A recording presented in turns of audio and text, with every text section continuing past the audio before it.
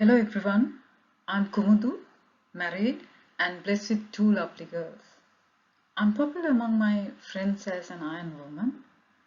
My two girls call me as the Iron Mum, but I call myself as a dreamer and yet another ordinary woman among phenomenal women in this world. You'd see what I mean. I'm from Sri Lanka. It's a wonderful island in the Indian Ocean. The culture in Sri Lanka generally expects the males to be the breadwinners, while females are expected to give priority to the family.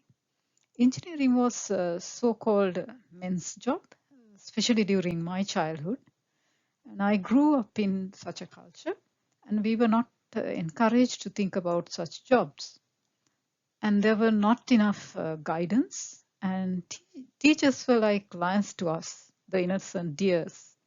This was my experience, and we believed whatever they said, never questioned because it could be a threat.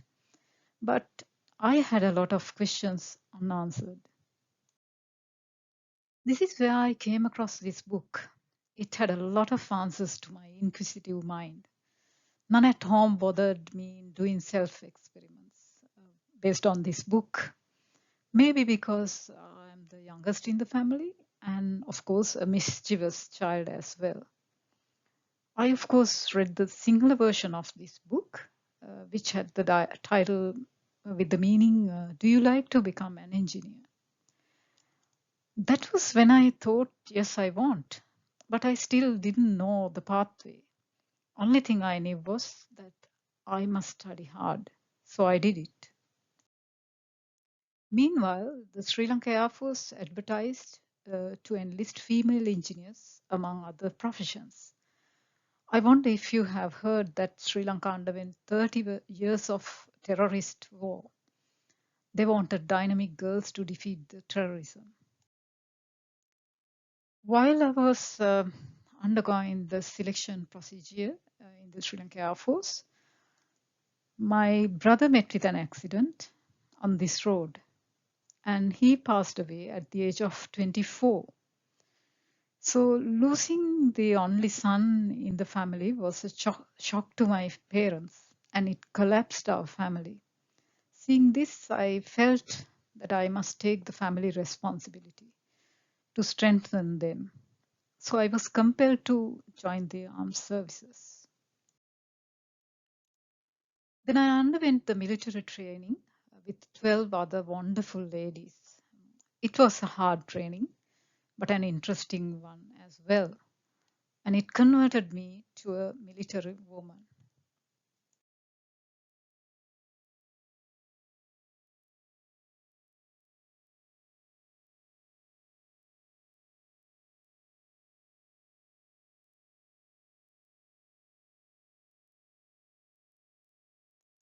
So I became the first female engineer in the Sri Lanka Air Force.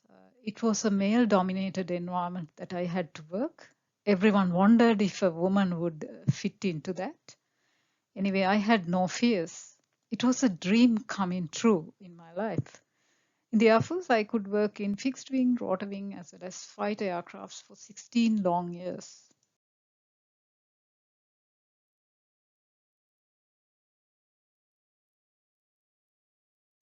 My career was not limited to aeronautical engineering, but also I could work as a mechanical as well as explosives engineer too.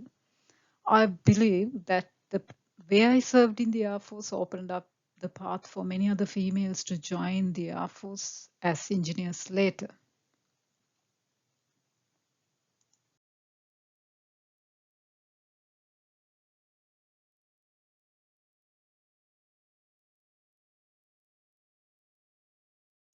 I followed the 1 year training on aeronautical engineering in India. It was a totally new learning experience, I would say, for me. And most importantly, I could make lifetime friends.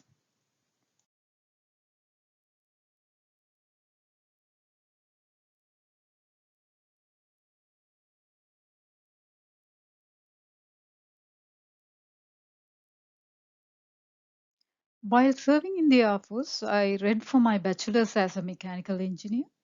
Again, I was the only female in mechanical engineering field.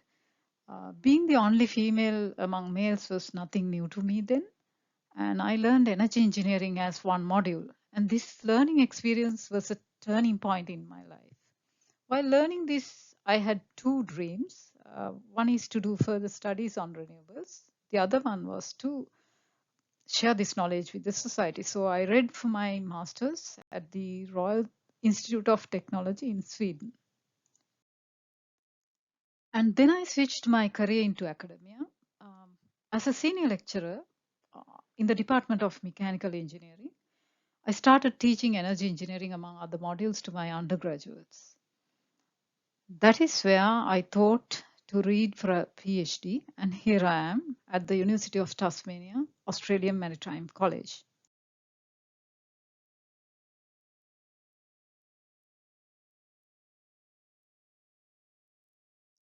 Now, let me give you a brief overview into my research work here.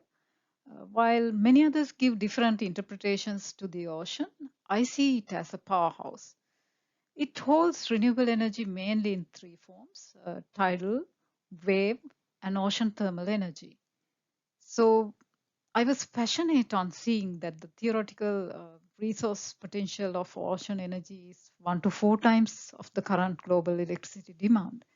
So my focus is on solving an optimization problem of a wave energy converter. It is said that the journey towards a PhD is a challenge. I would amend it. For a woman, it's rather hard. Being a mother or not, you will have challenges. In my case, in the last year, when my elder daughter suddenly diagnosed with a severe spinal issue, I collapsed for a while. She had to undergo multiple surgeries, so my commitment for her became a priority. But I must tell you that she's a fighter, so we could face everything together. Now she is undergoing rehabilitation care of a post-surgery complication. And I am proud of my little one as well. During our 2.5 months stay at a Brisbane hospital, she missed us, yet faced everything so bravely. I have a lot of friends around me who supported me immensely in overcoming these challenges. I learned a lot about the life through this experience. So as a result, I revealed my hidden strength and would love to share that one day, as one of my friends have suggested me over a chat. While serving as a lecturer in Sri Lanka, I could join a team of lecturers and support in a national program to promote STEM in Sri Lanka. So we went around the country and conducted a lot of workshops for school kids as well as science teachers. I witnessed the limited resources as the main barrier for them to step into STEM.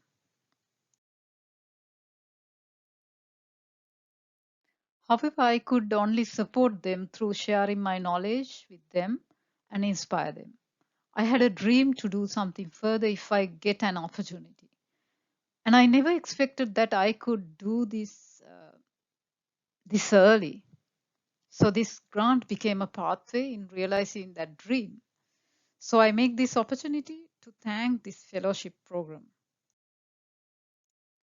There are some field study centers established to promote STEM in Sri Lanka, but they hardly have the required facilities.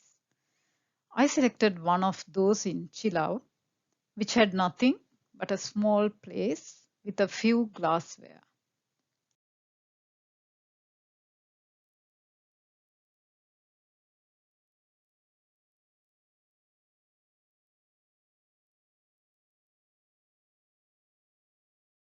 So my project was titled as Hope for the Future Women in STEM in Sri Lanka.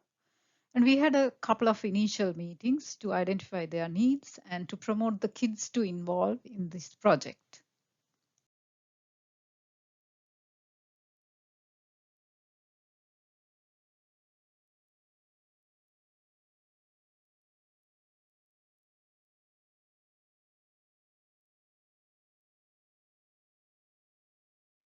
Their main requirement was to have workshop items for the kids to design their products. Therefore, through this grant, I purchased those items for this center. Then we handed over those items to the center. The kids as well as the teachers were excited to see what they got. They never expected this much.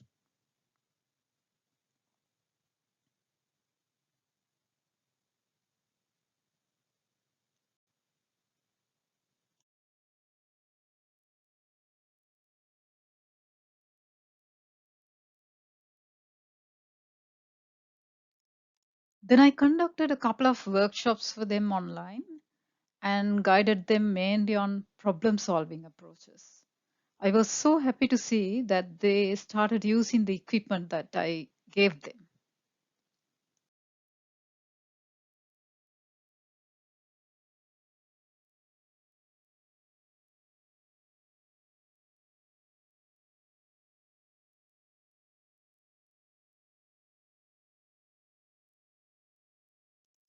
Aligned to this project, we initiated a Sonal competition, uh, giving them a chance to involve in problem-based innovative designs. So we selected the best 3 projects, and certificate award ceremony will be held once the school starts after holidays.